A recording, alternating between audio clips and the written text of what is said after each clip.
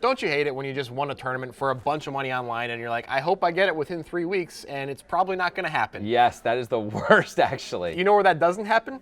Where? Nitrogen Sports Poker Room. Yeah. You get your withdrawals and your deposits, by the way, in 5 to 20 minutes because it moves at the speed of Bitcoin. No BS, no processing. You win a tournament for 4 Bitcoin, you can get it pretty much right away. That's incredible. Use the link in the description when you sign up to Nitrogen to be involved in Special Poker Guys free rolls, bounty tournaments, and lots of other cool promotions. Just use the link, though. Otherwise, you don't get any of it. Get you some poker.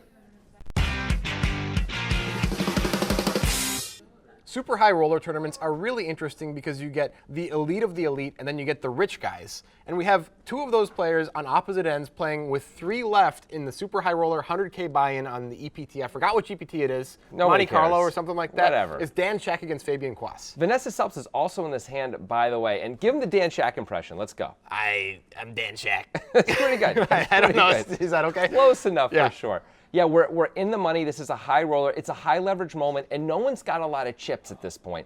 I think the effective stack for the entire table is like 23 blinds, 24 blinds. Yeah, we're pretty short, and Dan Shak's going to do some surprising things in this hand. Yeah. So hold on to your hats, I guess they would say. I guess. Hey, who suggested this hand? Alex Klaus and, of course, Brian with a Y. Of course. If you're going to suggest, use Twitter. Here's the tweeter address. That's what we call it, the tweeter address. That's what it's called now. Yeah, include a YouTube link and a timestamp. Yes. We're going to break down this hand as we go, so get ready for some analysis. Since we can flop a straight with it, technically this is a suited connector, and on the button it's perfectly fine to raise with it 3-handed. Fabian makes it 240,000. Vanessa folds. Dan Shak in the big blind. Now, even though Dan's going to be calling pretty wide on the button, I don't think we're going to be ahead very often. Best to proceed with caution. Shak defends. Quoss with the betting lead and in position. That's us. And a 4-high flop. Hey, top pair, let's get it in. Kidding. Shak checks. Totally fine with a check behind here. I'm cool to get to showdown already. 8 on the turn. Well, he's not checking again. Shak leads for 250,000. Well, we're not really beating much, but also not much is beating us. Does that make sense? Quoss calls. This is probably what Fabian Quoss wanted when he checked back the flop. You wouldn't expect most players to check back this flop with such a vulnerable hand. There's almost no turn cards you like.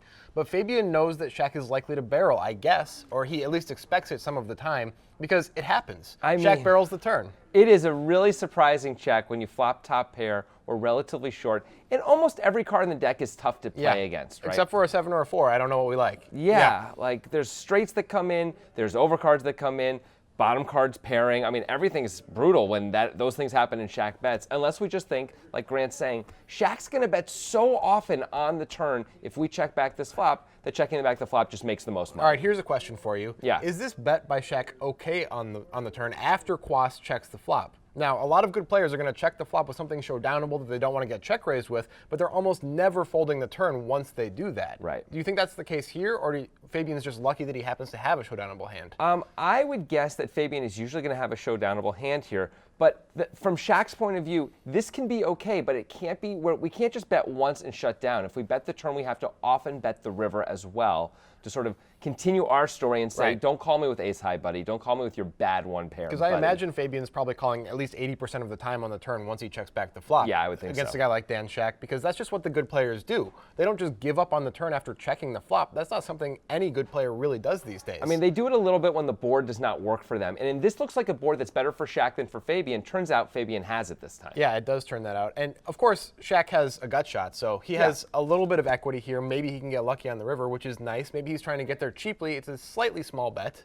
I mean, I don't hate this bet by Shak, even though we're often going to get called. If we plan on barreling a lot of rivers, we do have equity, and our hand isn't good enough to check call. Right. So betting here isn't so bad as long as we're willing to bet a lot on the river. I mean, when I say a lot, I mean a lot of the time. A lot of the time. And I want to talk a little bit more about Fabian's flop check. Okay. This might be a dynamic in the three-handed game here. We are three-handed for all the money, and it's Vanessa Selps, Fabian, and Dan Shak. I think both of the pros are probably trying to avoid huge confrontations with Dan Shak and get heads up with Dan Shak. I think that's probably their plan. They want to be the one who gets to be the pro against Dan Shak heads up and have huge equity then. Against Vanessa, I got to believe Fabian's betting that flop. I would agree. He's probably betting it and never folding and hoping it all works out, basically. Yeah, pretty much. Vanessa. At the same point, Dan Shak is probably where you're going to get your chips from. So it may be hard to engineer everything so that way you're the one who busts Vanessa as Fabian and gets to play Dan Shak heads up. I'm sure Fabian would also take busting Dan Shak. Of course. And getting to have a big chip lead against Vanessa. That's fine, too. He would just feel so ultimately. dumb if he busted against Dan Shak in a high variance play with one pair, you know? No question. Because you can't really bet fold that flop, but things get dicey. Yeah. The river is a 7. 2 pair for Fabian. Boom. Nice. And Shak bets again, 325,000. Kind of a fan of just calling here because I don't see a lot of worse hands being able to call us. But this is where the pros really go for the gusto and the value. Fabian elects to raise, makes it 800,000. Come on. And Shak shoves. Really? I guess this is a fold. Thought you were off tilt. If I were making a list of players capable of 3-bet bluffing the river, Dan wouldn't even make honorable mention, so I'm afraid this is a fold. Quoss gives up 2 pair, and Dan was bluffing. Show me the bluff. Ouch. One card.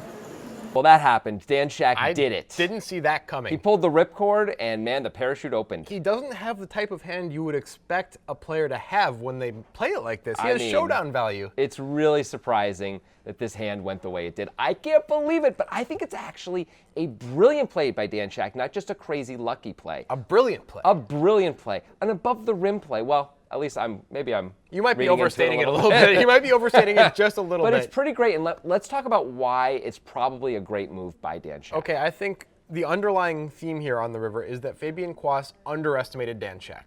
I think that seems pretty clear to me.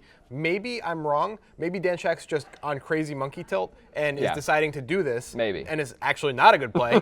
That's possible, That's definitely a possibility. Sure. But another possibility is that Dan Shak is tired of these guys bullying him and underestimating him. And let's take a look at the sizing for a second to inform us about that. So Shak chooses very small sizing. Look how small this is, Jonathan. Yeah, really, really small. And he's basically, right now, I think, value betting and blocker betting, right? Trying to get called by worse hands.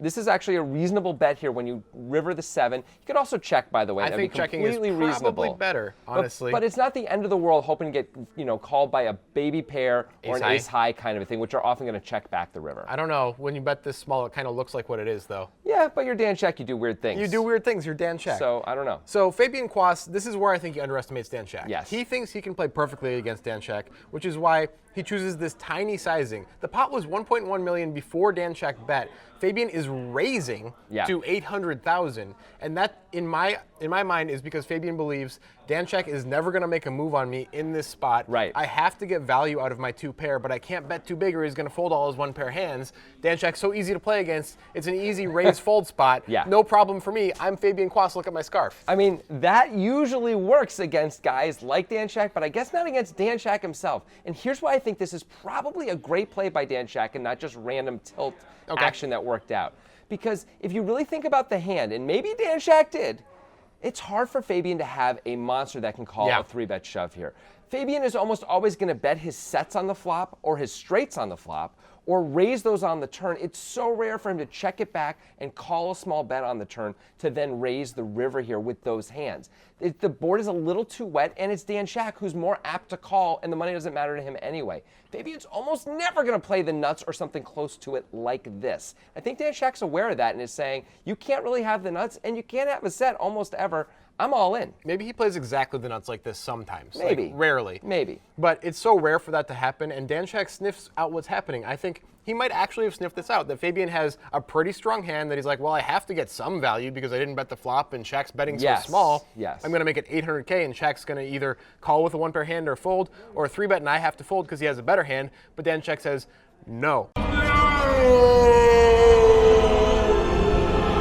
Take that scarf off. You're wrong.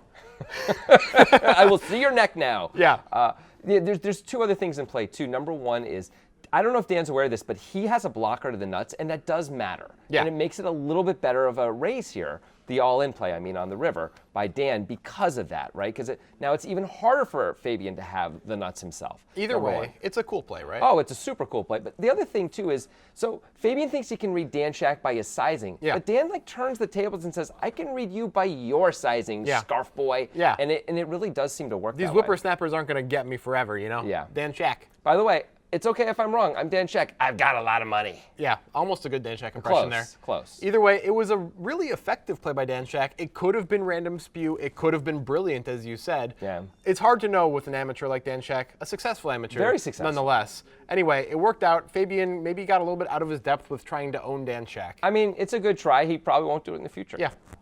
Okay, what do you think, people? Brilliant play, ridiculous monkey tilt, and lucky play? Somewhere in between. I'm personally leaning more towards brilliant than anything else. I'm in the middle there. He's more somewhere, yeah, okay, fair enough. Let us know what you think in the comments. We're totally psyched to see what you have to say. Now, that was obviously a really cool play, and Fabian Quoss wasn't the guy who made the really cool play that time, but he No. always ends up in these super high roller spots in really cool hands. We have one against Phil Ivey. You better check that out. You better. Click right up there. I mean, always a lot of money is on the line when Fabian and his magical scarves are involved. Of course. Those are very sure. expensive scarves. Indeed.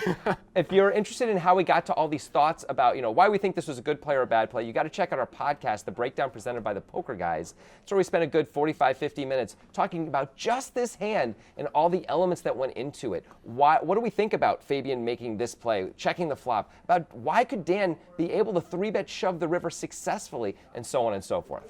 And if you like this video, make sure you subscribe to our YouTube channel. That thing.